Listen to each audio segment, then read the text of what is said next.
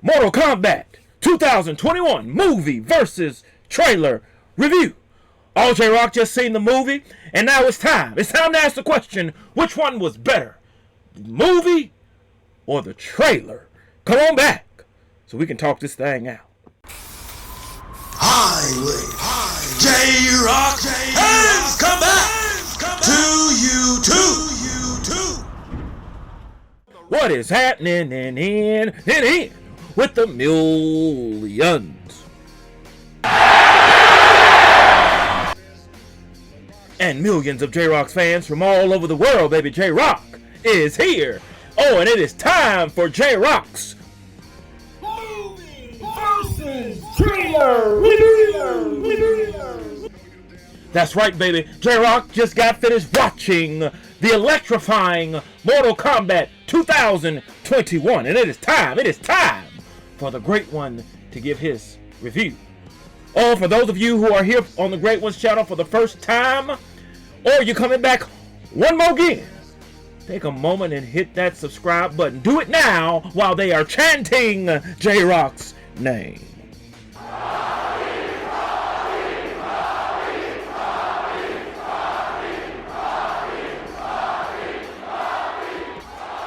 Now that you've hit that subscribe button, go ahead and hit that like button. Comment down below where you found the Great One's channel, and then share it so the world will know that J-Rocc, the YouTube people's champ, is here.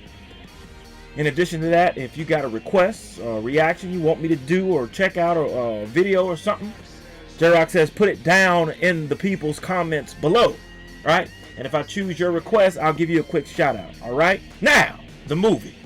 If this is your first time doing one of J-Rocc's movie versus trailers review, let J-Rocc help you understand how the Great One came up with this whole thing. One of the biggest pet peeves of the Great One is that I don't like watching trailers and getting pumped, getting hyped, thinking that this movie is going to be off the chain, only to watch it and realize that the trailer overhyped the movie. It oversold the movie. The trailer was better than the movie. The trailer had more in it than the movie. You guys remember all of the Avengers trailers, how some of the things that were in the trailer weren't in the movie. You guys know what I'm talking about. The scene where the Hulk and all of the other Avengers in Endgame were running towards the screen, that wasn't in the final cut of the movie, but they put it in the trailer, didn't you? And when you saw it, you're like, oh my God, this is going to be epic. This is going to be... And then you watched the movie and it wasn't in it. Not to say that that particular movie was not epic, because it was. But you understand J-Rocc's premise and where he's coming from. So we're going to do this. We're going to take a stroll down memory lane. And we're going to watch the Red Band trailer for Mortal Kombat, and then we're going to talk about what was in it and what wasn't in it. Again, this is filled with spoilers, so if you have not seen it yet and you don't want the movie spoiled for you, go back and watch it, but then make sure that you come back to the Great One's video so that he can give you his review. Let's check out the trailer. Now, this is going to be muted for copyright reasons. This is the beginning of the Red Band trailer, obviously right here. Now, when I first saw this, I'm thinking that Sub-Zero is a fugitive on the run based on Sonya Blade's narration, and that they've been scouring and searching the earth, and they found the fugitive who happens to be Sub-Zero's hideout. However, that's not what this is. Apparently, Shang Tsung wants Sub-Zero to kill any and all of Earthrealm's combatants, especially one that has the dragon mark, which was Cole, and you'll see here, and in the trailer. And Sub-Zero is coming to kill Cole. However, Jax intervenes, gets them away from him, but Sub-Zero tracks them down, and so Jax gives Cole his SUV, told him to get his wife and daughter out of there, and he was going to take on Sub-Zero for himself. Well, Sub-Zero lured him into this place, and as we can see here, Cole is just like this, I guess you can say he's like a prize fighter or whatever. Gets paid a couple $100s to fight. This is Cole showing Jax the marking. This is right at the beginning. His birthmark, if you will. And he shows it to Jax. This is right at the beginning when they fight. That's them getting away from Sub-Zero. And Jax telling him, "No, bruh, that ain't no birthmark. You've been chosen for Mortal Kombat," or whatever. Alright, so that's Mileena. I don't remember that part being in the movie where she's walking over the plains. You know what? No, I take that back. Because what she is, she's walking over the plains and she's trailing Shang Tsung and his, camp, if you will. Because basically the whole premise around this movie is it's centered around Cole. Right? Cole is the descendant of Hanzo Hasashi, who later becomes Scorpion. Right? Scorpion at the beginning gets killed. Hanzo gets killed at the beginning by Bi-Han, who would become Sub-Zero, of course. However, Sub-Zero didn't know that they had a daughter. Right? And so she ends up being, I don't know, the grandmother, great-grandmother of Cole somewhere. But Sub-Zero thinks he's killed everybody in can't think of the clan's name. Scorpion's clan or whatever. Come to find out he didn't. So Bi-Han kills Hanzo. Raiden shows up at the beginning because the baby, everybody's dead. The mom's dead, the brother's dead, Hanzo's dead, and the baby's by herself. So Raiden shows up, saves the baby, brings her in, keeps her safe, and then you fast forward all these hundreds years later where you got Cole as a descendant, and so he's born with his marking. This is Kano. Kano was the comedic relief in this movie. All right, he was the comedic relief in this movie. All right, he gave you the one-liners and all that to provide a lot of comedic relief in this movie. So yeah, he was funny. This is right at the end of the movie. So Earthrealm, they didn't have a tournament, right? I guess you could say this is kind of building up to the tournament. What Shang Tsung wanted to do was to ensure victory by killing all of Earthrealm's combatants. Anyone who had the marking, that Mortal Kombat symbol on them anywhere, Shang Tsung wanted them dead. And so he sent out Mileena, Sub-Zero, and some other people, Cabal, to try to kill them. But didn't work. Everybody reigned supreme at the end. And this is Raiden telling Shang Tsung, "You've lost, going back to Outworld, and know your role." Alright. This is Cole looking himself in the mirror. Of course, we know the beginning. This is where the ninjas come to kill Hanzo's family. He fights them off, but later gets killed by Bi-Han, who will later become Sub-Zero.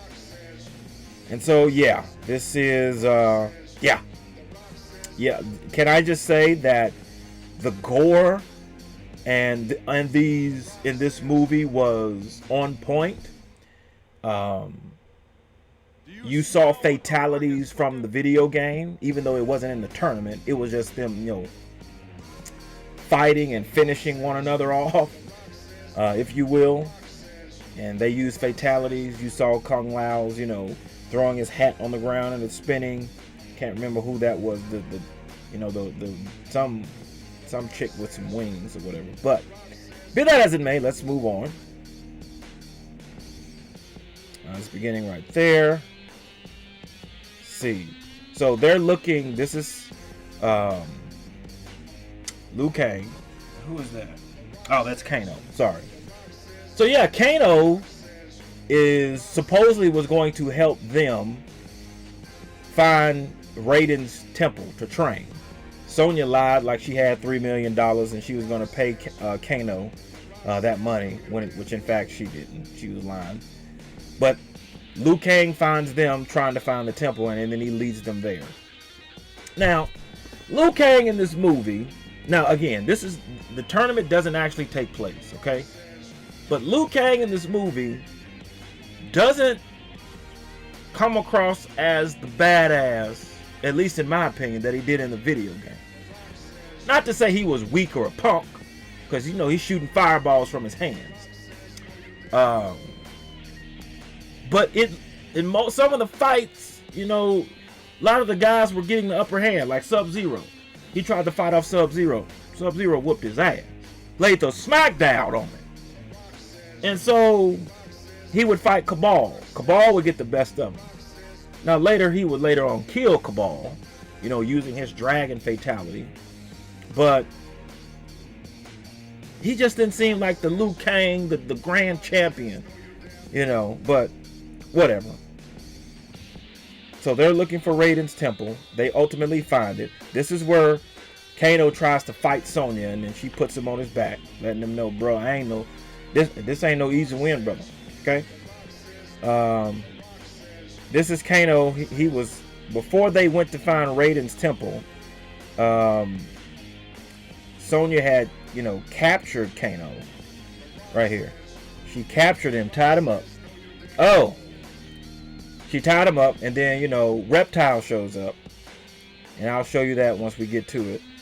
Now, this right here, I get it, they're going a different direction, but, you know, when you see the video games, you know, all that, you expect to see Kano, you know, with the red eye, with the, you know, the silver patch over it, and he got this laser beam shooting out. They went a different direction. This isn't Kano's laser eye. In fact, that's his real eye.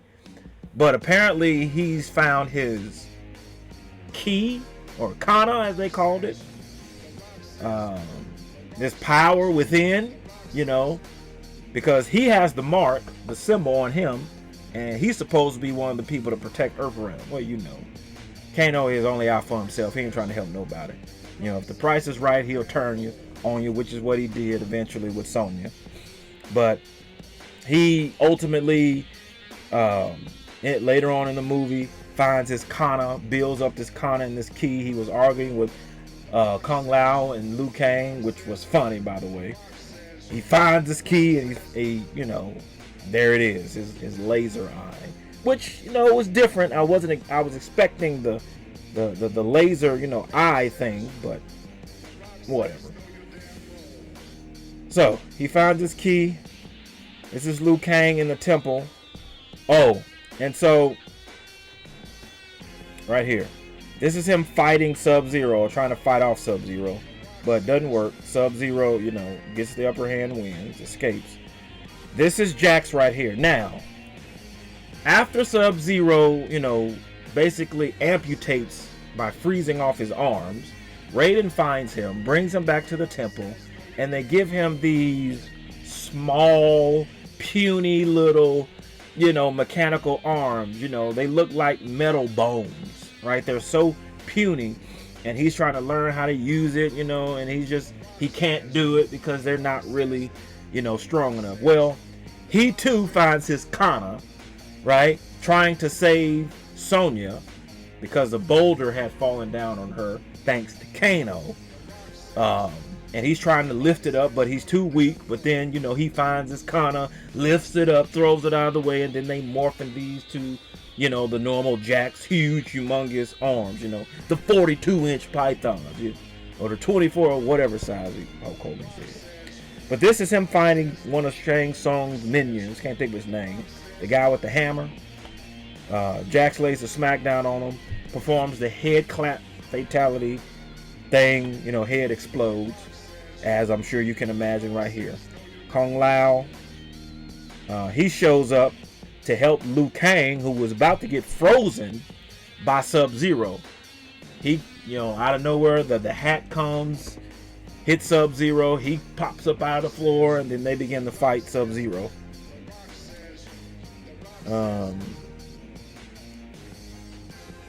This is Raiden at the beginning, showing up to save the little girl. And here's one of the things I love about Raiden and Sub-Zero in this movie. Now, in the previous movies, anytime Raiden or Sub-Zero showed up, you would either see, you know, the lightning strike with Raiden, and you would also see with Sub-Zero like the cool mist following him. But in this movie, I love how they did this. You actually see, you know, their presence affect the weather, right?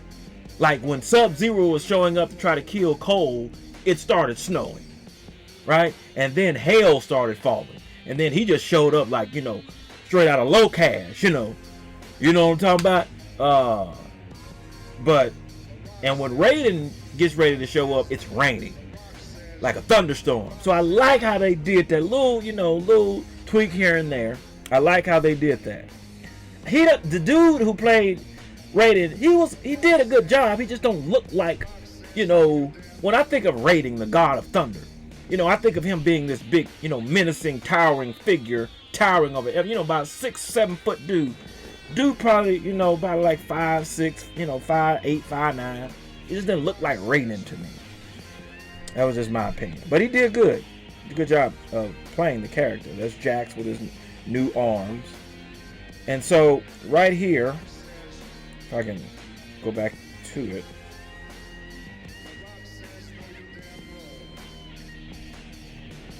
Alright, so it went too fast. Anyway, there's this part in the movie where Shang Tsung shows up to Raiden's temple.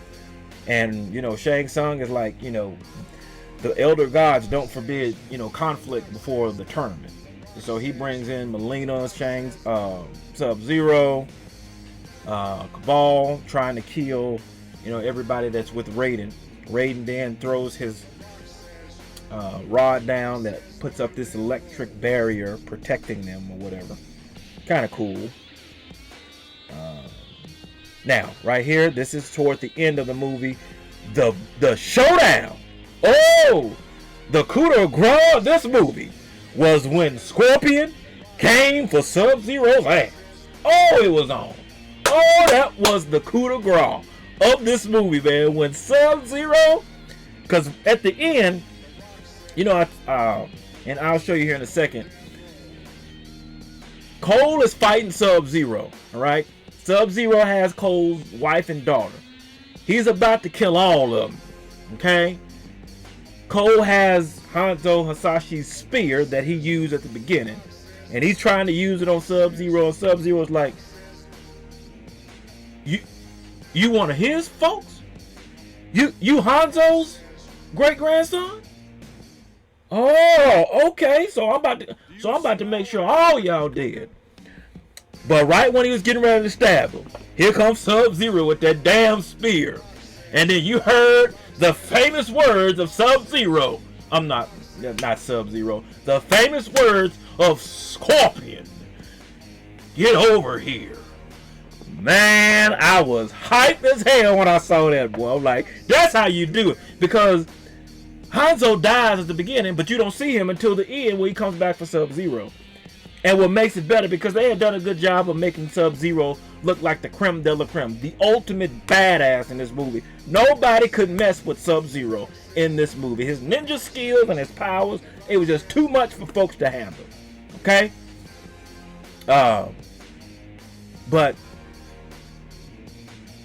that fight, man, with him and Sub-Zero, woo, that's what I'm talking about, man.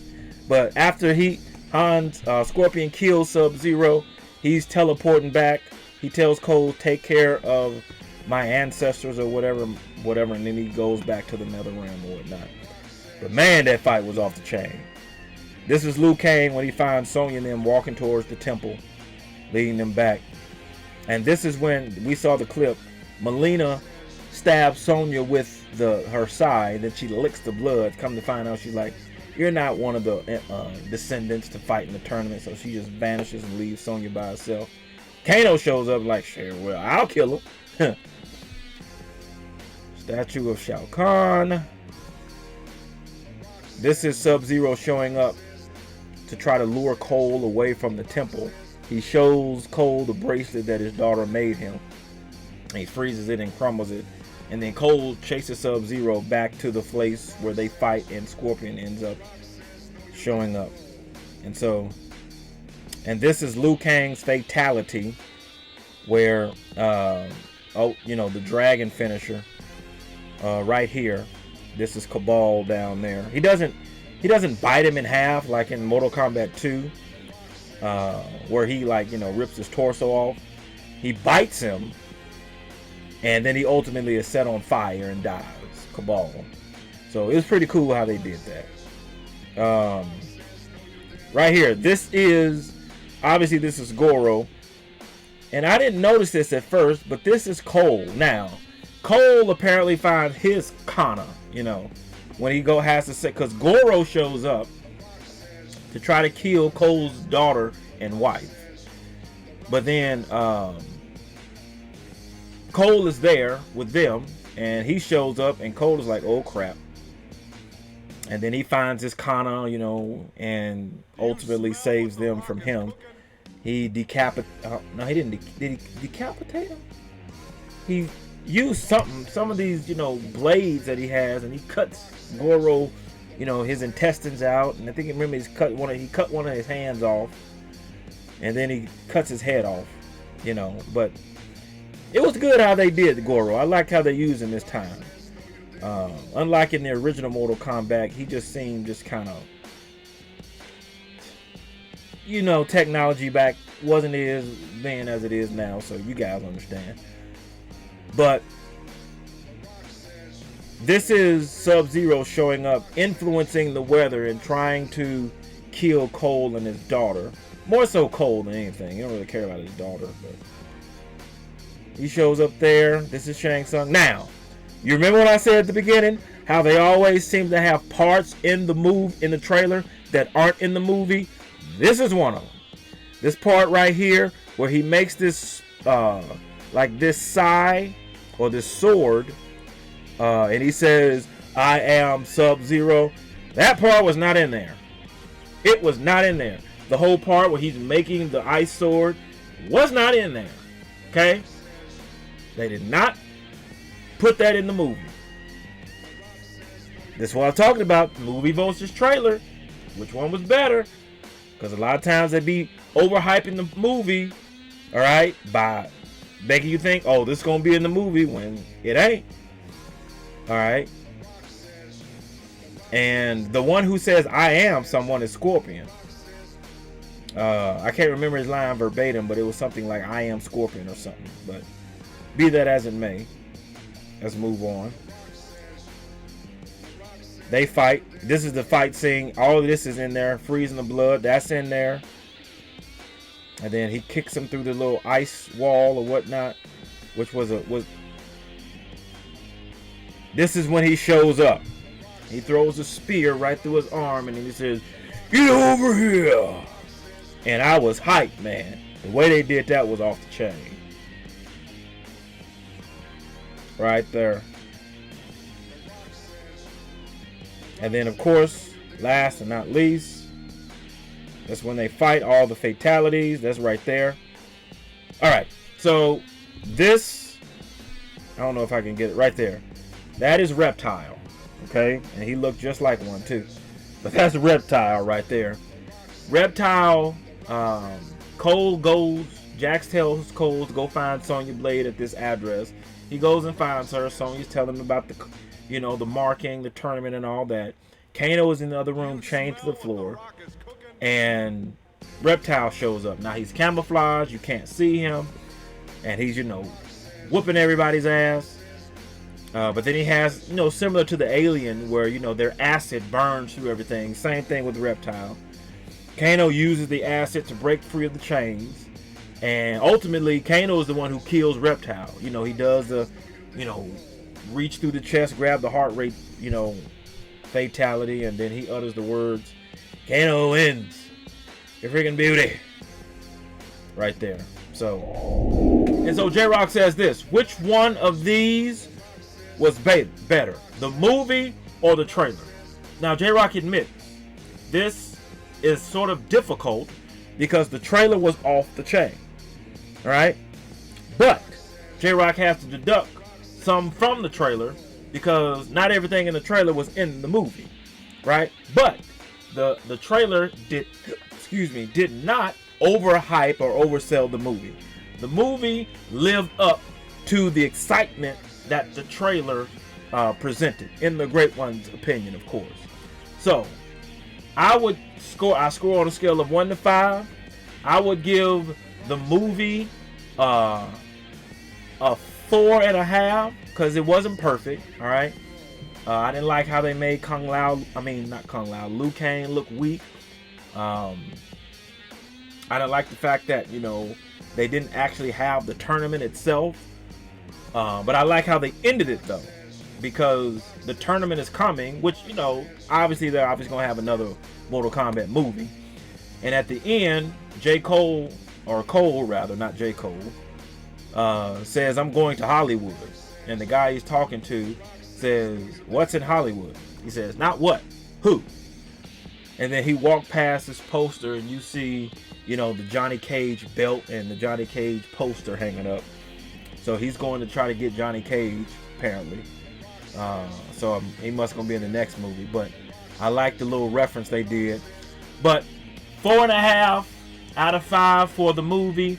And I would say the trailer gets a 3.5. So in this case, the movie was better than the trailer. It lived up to the hype. All right. In my Godzilla versus Kong review, all right, I wasn't all that favorable, but go check it out and you can see what my verdict was on that. All right, but love the movie, definitely gonna check it out again. Love this special effects. Can't wait for the next one. How they're gonna incorporate Johnny Cage. All of Shang Tsung's soldiers died, and he was like, I'll just get more. This ain't nothing to me. And there was a part in the movie where Shang Tsung literally kills Kung Lao. He pulls him to him, then he sucks his soul out of him. You see the little green mist or whatever coming out of him, and he sucks his soul dry. But other than that, man, I love the movie. The movie was awesome. Definitely gonna check it out again. All right. Now, what did you think of the movie? All right. Do you think the trailer was better than the movie? Do you think the movie lived up to the hype that had been building for the last, year or so, a few years, that has been hyping up the return of Mortal Kombat? If you do, let me know what you think down in the comment section below. All right. Also, if you enjoyed the Great One's reaction, hit that like button, subscribe, and share. If you did not, J-Rocc said, go check your candy ass into the Smackdown Hotel. And then be sure to hit that bell so that you can be notified when it is time to be electrified. Thank you for joining J-Rocc. Until next time. Mamba, Gigi, and Wakanda forever. If you smell out what J-Rocc is cooking.